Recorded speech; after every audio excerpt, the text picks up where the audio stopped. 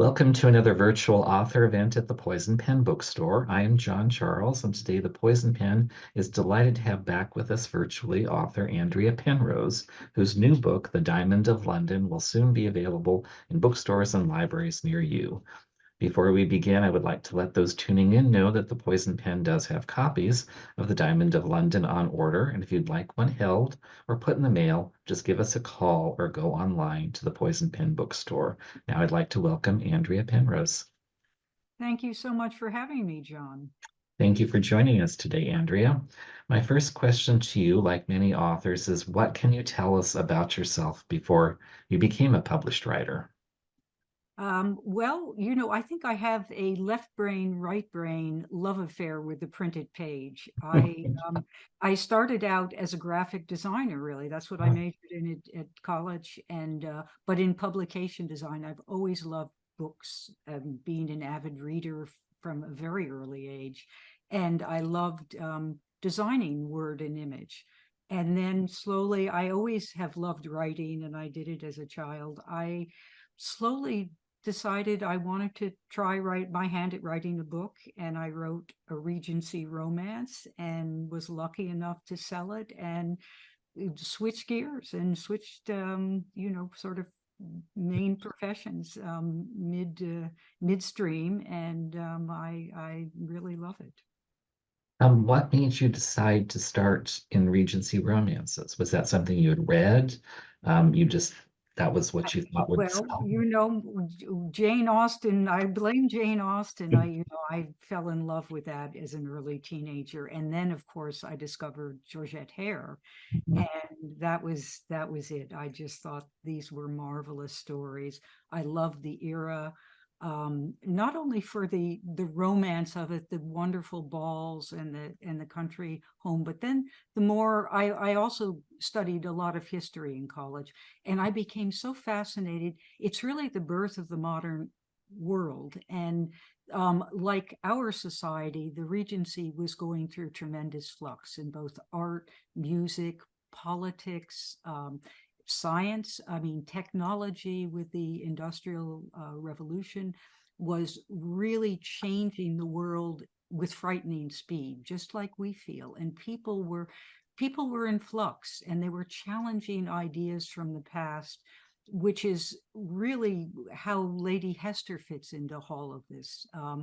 People were questioning old rules and old mores of society, and they were trying to see what was this new world going to offer. And especially, it was the first, Mary Wollstonecraft was writing the first feminist manifestos, really, and women, especially ones who read and were lucky enough to have intellectual discourse, which Hester was from a very prominent political family, and she was exposed to these ideas, and she really she wanted to have the same opportunities as men, and saw no reason. She was incredibly smart. She came from a brilliant family and was just as talented, and she really wanted to be part of making a difference, be very interested politically.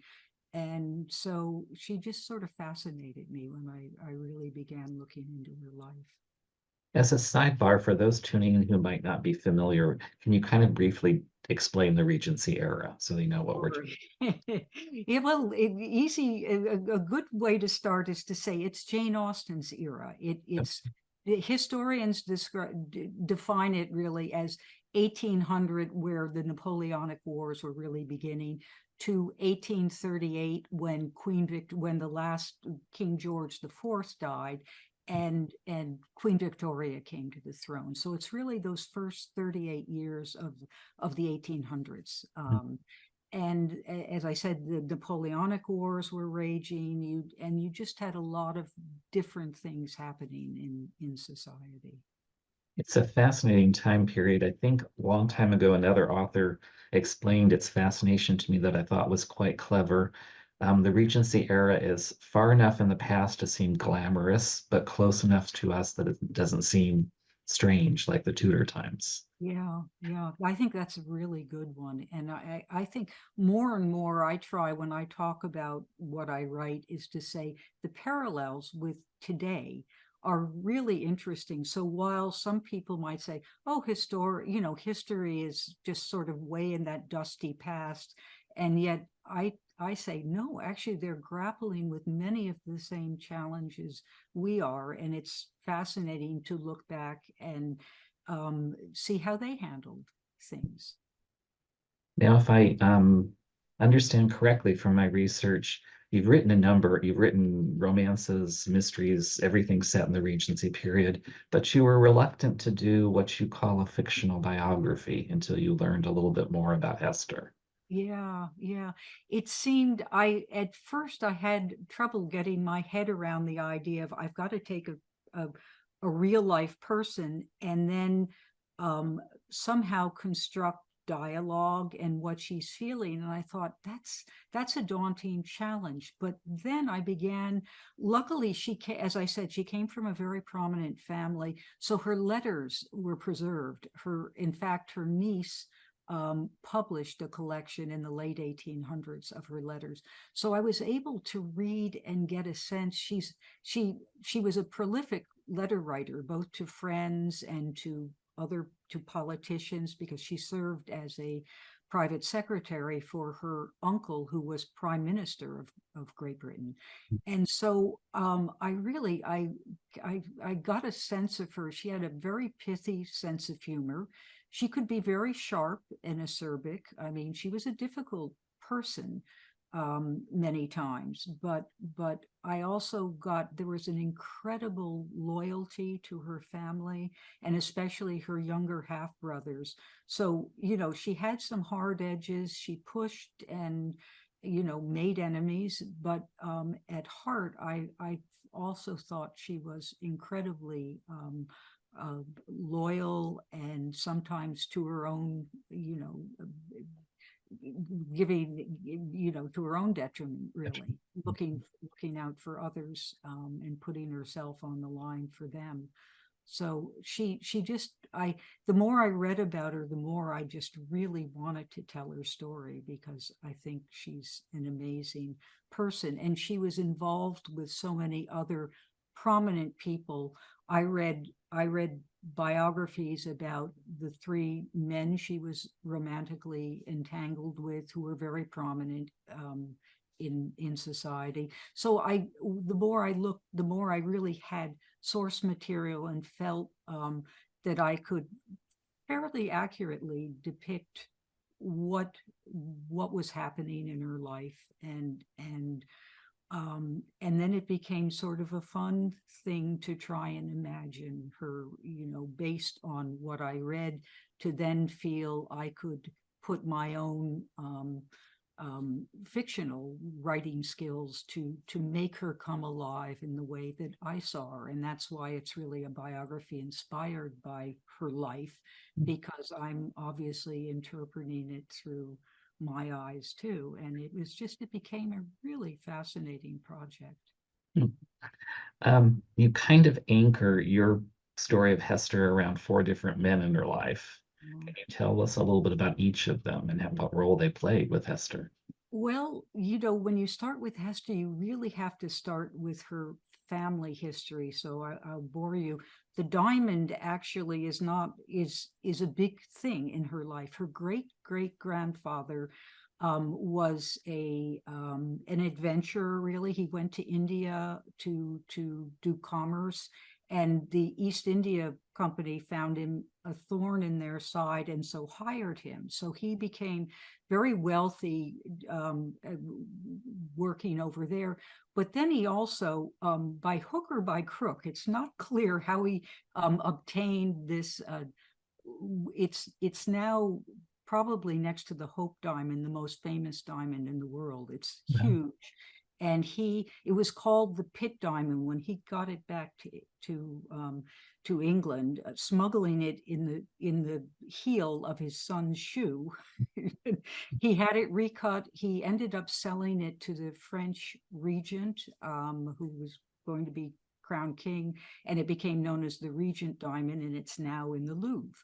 Oh, But he became fabulously wealthy from this diamond, and the Pitt family began to intermarry with the Stanhope family and the Grenville family, and that Hester's, they were a family of brilliant politicians. At one point, practically every main official in the government was either a Pitt, a Grenville, or a Stanhope, and they were all related. They were cousins, and then her other cousins were a fabulous war hero, a celebrated war hero. It's just an incredible family. So the diamond, this whole idea of being adventurous, of being brave and kind of reckless too, I feel really tied into her. Her father was a brilliant scientist, totally eccentric. He raised his children. He sort of believed in the philosophy of Rousseau, who said nature is really best and society corrupts the kids. So she spent her childhood feeding chickens. I mean, here she is an aristocrat, and the boys, one of them heir to an earldom, is working as a blacksmith's assistant because he felt manual labor taught you how to appreciate life. And so he was, and then he became radical.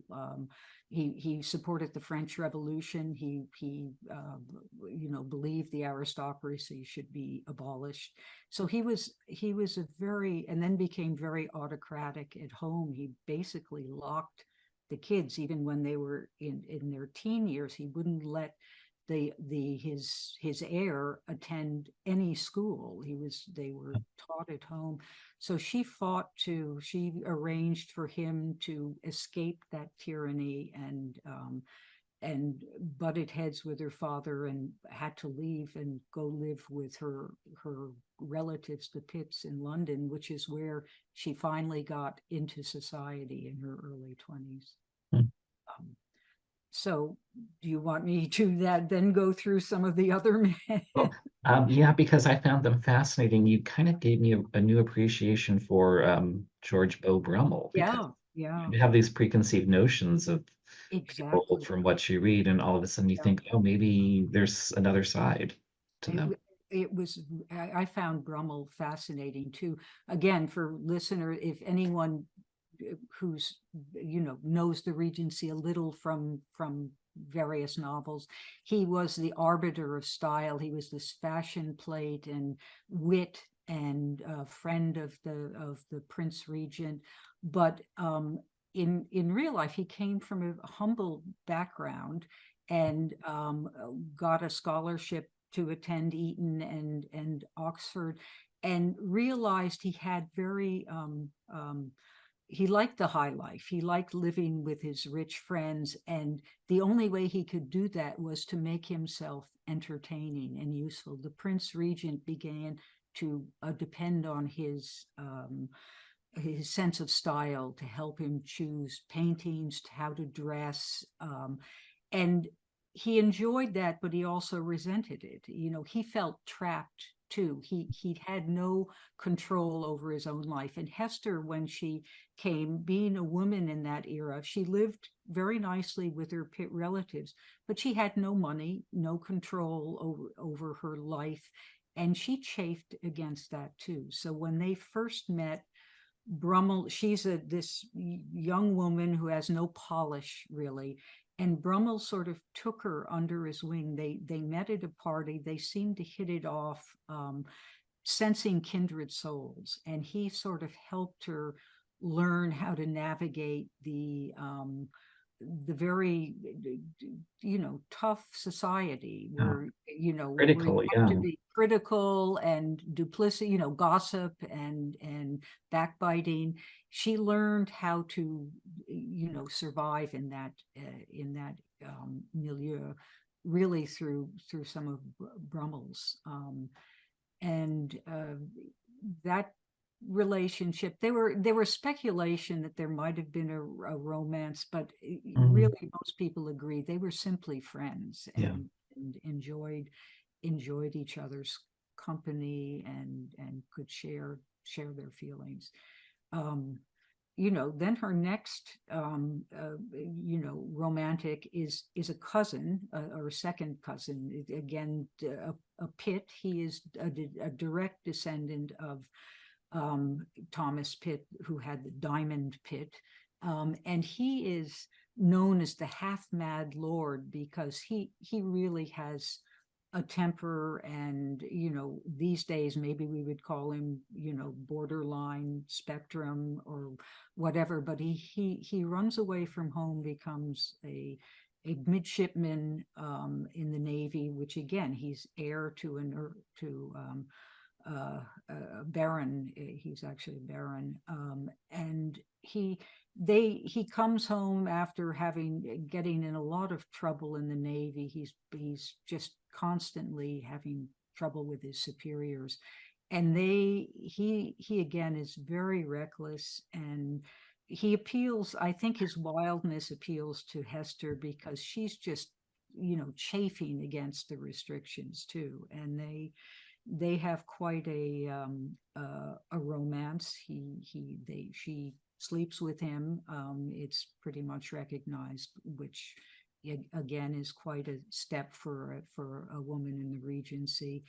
The family begins to sense scandal and is trying to separate them, and then the half mad lord helps everybody out by getting himself killed in a duel. So she is now working with her uncle as his private secretary, and this is sort of the flower of she's with him he's at Walmer Castle along the southern coast, because he resigns the prime minister because he disagrees with the king over the policy for Catholic emancipation. He feels that should happen, and so he resigns, and he has another title and duty to keep the coast safe from invasion of France.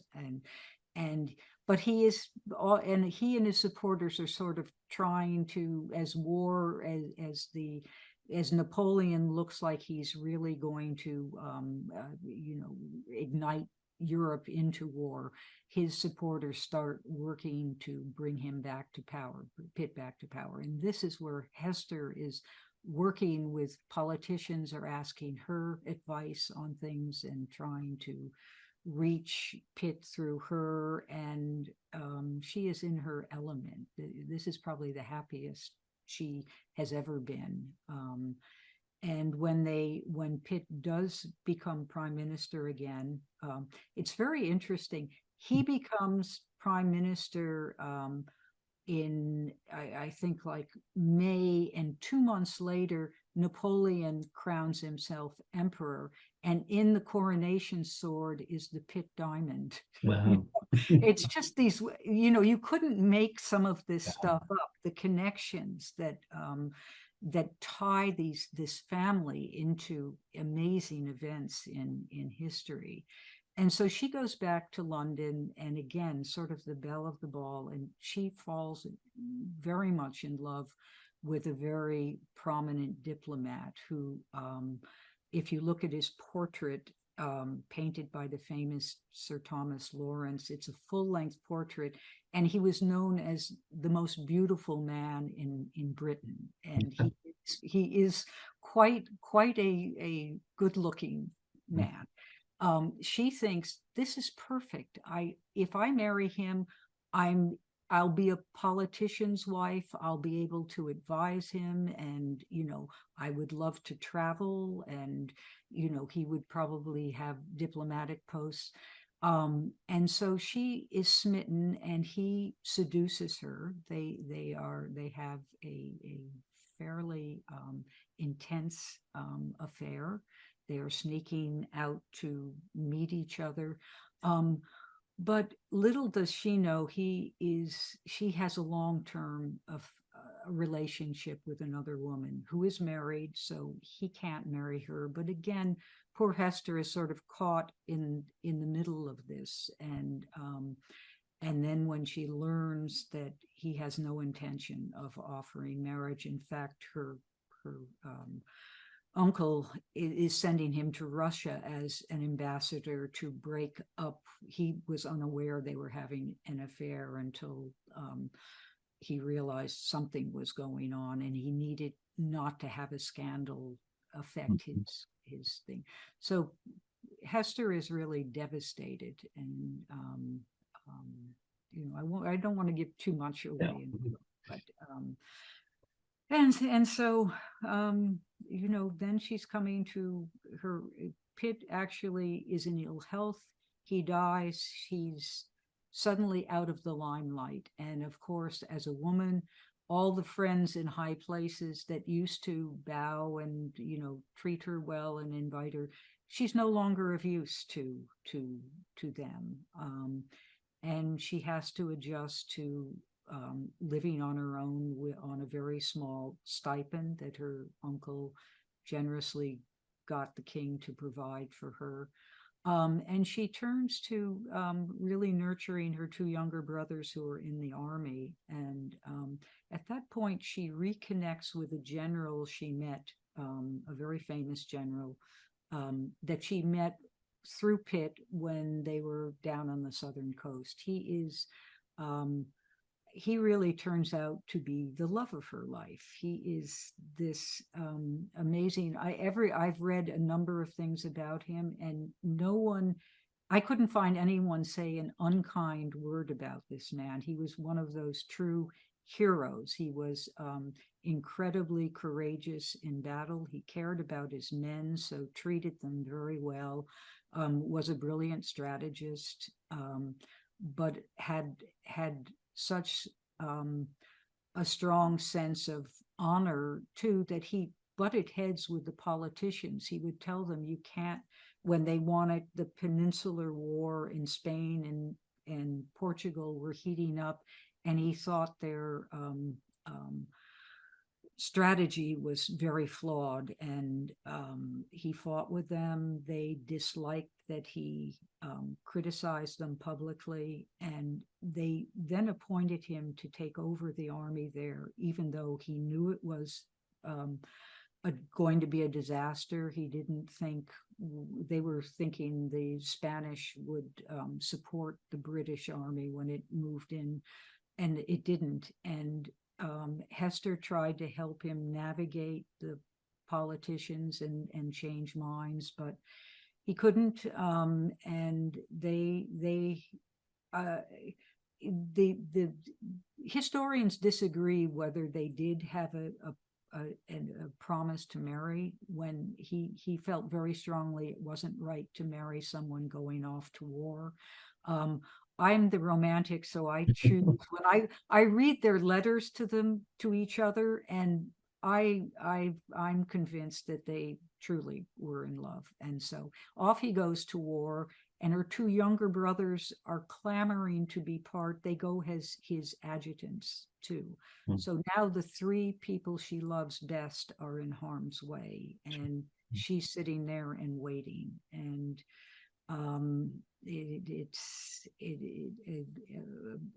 they are forced to. The British Army is, as General Moore anticipated, was forced to retreat to the coast. They were facing overwhelming odds, and the British Navy was going to take them off, and the French were right up very close to the city, and Moore chose to do the rear guard and save his army. He could have, as the commanding officer, probably should have been the first on a boat. No, he chose to and he was killed in that. And her older brother was killed, and her younger brother was badly wounded. So this is what she's facing, and yet still she reinvents herself. Mhm. It's quite a remarkable story. Her strength and her courage in the face. What I loved about her was, she had some amazing triumphs. She had devastating defeats, her personal defeats. Having her her aspirations sort of crushed time and time again. And yet she never sort of lost faith in herself. She never sort of said, I just have to, give it up. And she could have married well and, been mistress of an estate through her family connections. She refused to do that. She just believed in herself. And then she took her younger brother off to Greece to recuperate, or the Mediterranean. And lo and behold, she creates, that's a whole other book. She creates a whole new life for herself. It's really an extraordinary story. You really have so many wonderful details about her, and she's such a fascinating figure. When you were doing your research, what did you discover about Hester that surprised you the most, that you never thought this is something I would not imagine? It was when she was at the castle with her, I always, it was very much, she was very political. She was really loved that sort of milieu. And she adored her uncle, who never married. And so she was his hostess too. And uh, she knew that he liked to walk and sort of think outdoors. And it was very sort of barren. It was a very old castle, from the 1300s, and so it's sort of dour and sitting on this very flat thing. She decides she's going to create a garden, and lo and behold, she becomes this amazing gardener. She learns something about design. The fun thing is she is an extraordinary horsewoman. She's rides astride, and she's sort of the local army, the troops stationed there and the regiments fall in love with her because she rides out with her uncle, who isn't particularly a good horseman, and she wears this red, a woman's version of a military tunic, and tall black boots, and she rides beautiful. They cheer whenever she shows up. Well, when Pitt goes away on a trip to London, she's going to get this garden done. She has all the trees, mature trees and things, and she goes to the local militia commander and says, I need the troops, they're coming to and she gets the army planting this garden Wow. for her. But that was something I never would have, she just, that meant something to her. So she learned how to do it and plan the garden and made it happen. Hmm. It's still today, it's still there at Walmer Castle, and it's talked about as Lady Hester's garden. It's really, she just was sort of that type of person. If she decided that something needed to be done, she would figure out a way to do it. And again, it was sort of taking care of the people she loved and trying to make their lives comfortable.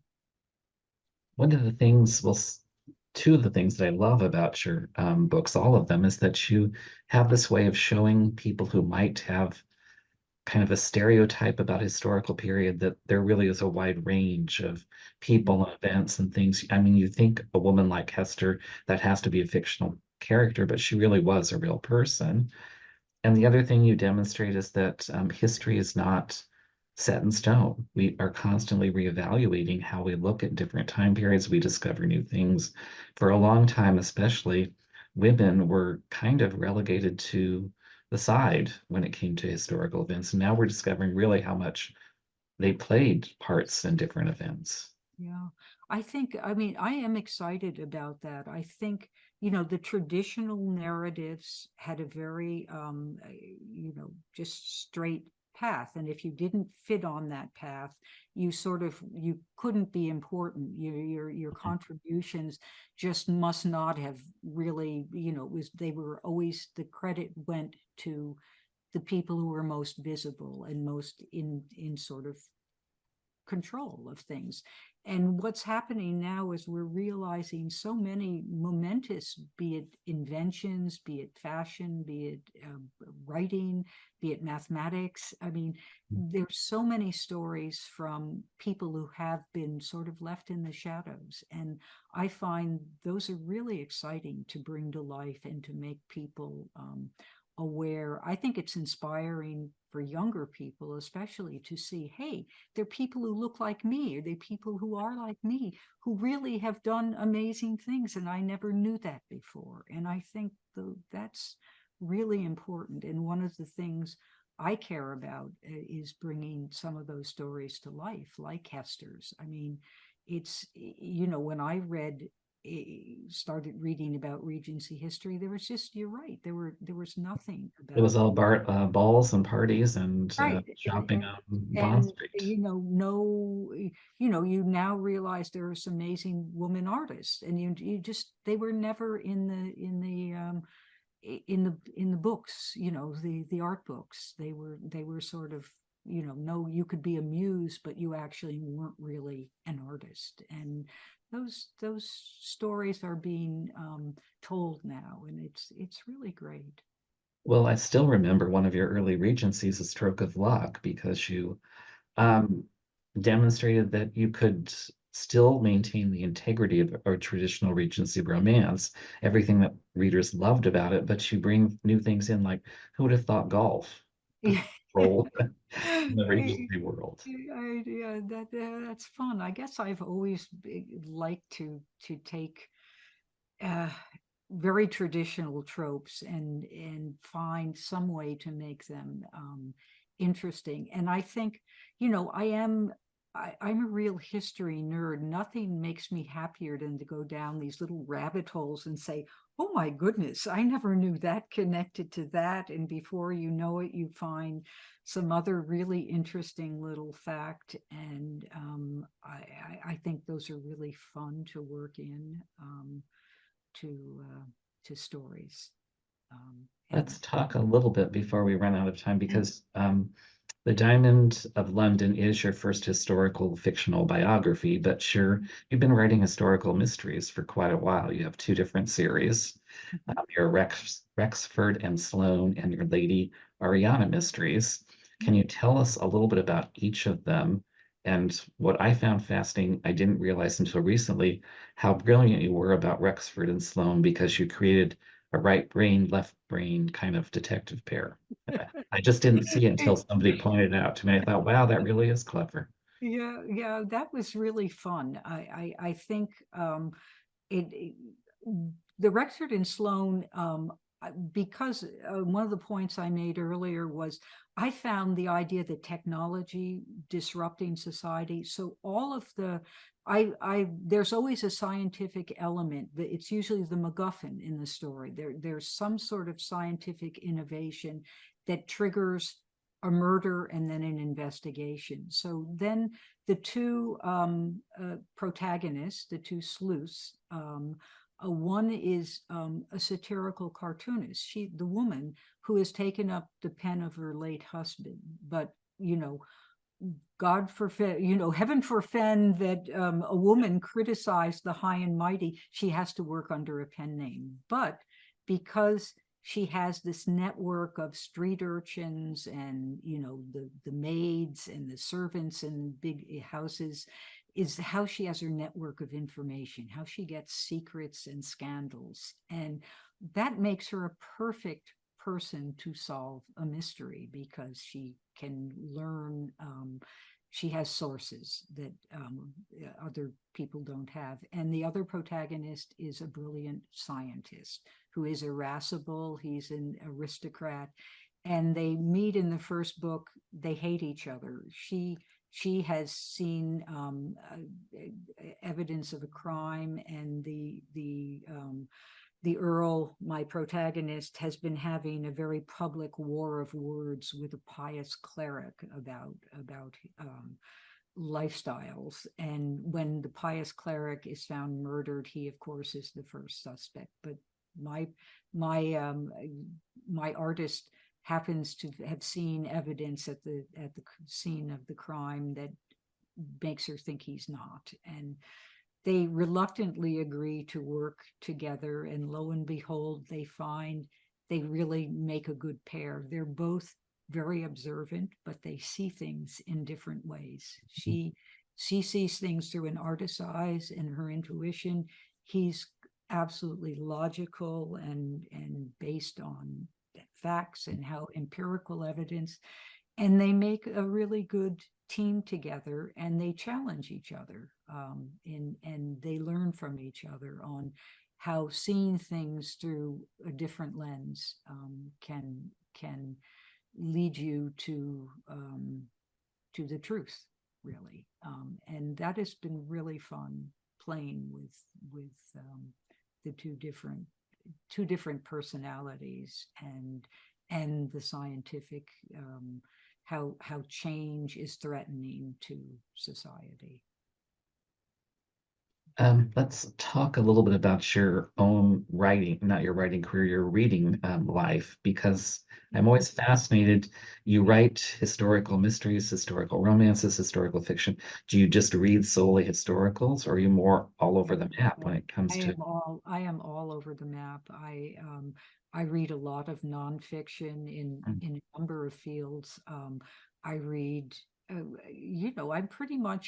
I'm not terribly big into science fiction or fantasy, but I have occasionally read some that I really like. But I love, I've been reading a lot of World War II, yeah, which has been yeah. popular too. I have author friends, so of course I like to read their books, but it's gotten me interested in other other names that I didn't know. I like to experiment. I'm a big fan of Robert Galbraith's Oh, Strike series. I really I'm pretty I just I like to read reviews and say, oh, that sounds interesting, and try things. I'm a voracious reader. I always have been. that's great. The next question kind of is interesting to me because with your background in the fine arts and graphic design, do you have, when you're working on your books, do you find that your publishers or departments don't want to take your calls, or do they welcome your input? What is your relationship when it comes to designing your own books? You don't want to ask. I think I torture the art director. um, they're actually they've been very kind. For Lady Hester, this was a hard cover to make because Really? we really didn't want it to look like a Regency romance, No. and it kept coming back. He would they would try one tact, and my agent and I would say, oh no, that it was just not right. You're not capturing her spirit. And I swear, I don't know how many drafts we were coming to the end of. I don't know what to do. It's not great. And then suddenly they showed us this one, which I think is really wonderful. And so all the hard work paid off. But yes, I think I'm sure the art director was taking my name in vain during the process. Because when they ask for ideas, they probably get more than they want. It's But kind of challenging because on the one hand, you want to let them do their I, thing, of but course, yeah. Listen. Having been an art director, I know everybody has it. Can you change that? I think that might look better. And I know that's being on the other side. It's like, just let me, kind of let me do my thing too.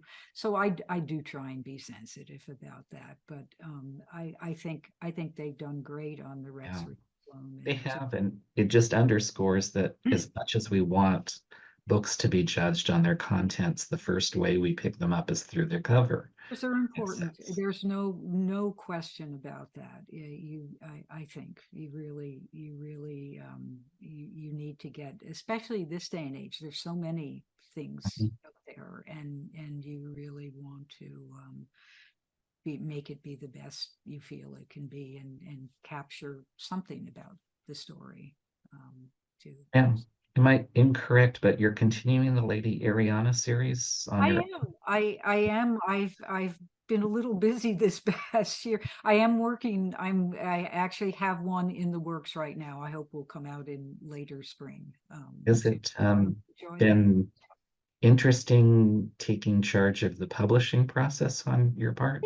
has. It has. I learn. I enjoy it. I really do. Those I design my own covers and I format it all. I understand how to use that software because in design I was using, designing pages and doing everything that way. So it is sort of fun to have total control over things, but and being a hybrid, and you learn interesting things about publishing and so yeah, I think it's sort of the best of both worlds. I love being with Kensington and but I it's fun to have a little keep this one going on my own. What's next for you after the Diamond of London? Well, another Rexford and Sloan just went up for pre-order, and I'm actually working on the next one Wow. too. And I'm exploring, I think, I mean, obviously we'll see how people react to this one, but I do have another woman in mind, not going to mention yet because I'm still researching and deciding whether I feel I can do a good story with it. But if it works, it's, I think, going to be very interesting. But I have to make sure I feel I have enough material for it. That's great. And how can readers learn more about you and your books? I'm guessing you have a website. Are you on I social do, media? AndreaPenrose.com. I have a lot of material on my website too. I call it under the diversion heading. I have a lot of images like that relate to the books. Like I have a whole uh, pay or story really on satirical art, and I show a lot of examples so people understand what I mean by satirical cartoonist. Walmer Castle, I have images, the wonderful old engravings, so you can actually see. Try and do a lot of background material and put it up on there. For one of the Lady Ariana books, I discovered in Paris right after Napoleon had been defeated and sent to Elba. Well, actually, no, after Waterloo, there were a lot of troops occupying Paris, the Allied troops, the Russians, the Prussians, and the Russians built roller coasters because they Um, were used to having in fact in France they're called montagne russe. Russian mountains is what roller coasters are called, because in Russia in the winter they would make these great slides out of snow and and sleds, and the Russians built. I found cartoon, drawings and wonderful colored images of these amazing roller coasters. So I worked that into a story. I mean, when you ask what are little, I mean, these are the fun things you discover. And so I had a chase scene set on the roller coasters, and but I have images of them. They're really worth going and seeing. They're just amazing. So again, history just has a lot of fun things, and I try and showcase some of them on my website. and are you still part of a group of wenches by any I chance? am. I blog with the word wenches, and you can find us online, our blog, and that's a lot of fun too. We've all become very, very good friends, and we're a bunch of writers from all over. Great. I'd like to thank Andrea Penrose for taking time to share with us the production and process of creating her fabulous new book, The Diamond of London. I'd like to thank everyone for tuning in to another virtual author chat at the Poison Pen. We look forward to seeing you virtually next time. And thank you, Andrea. Thank you so much, John. Really always love to be here. Thank you.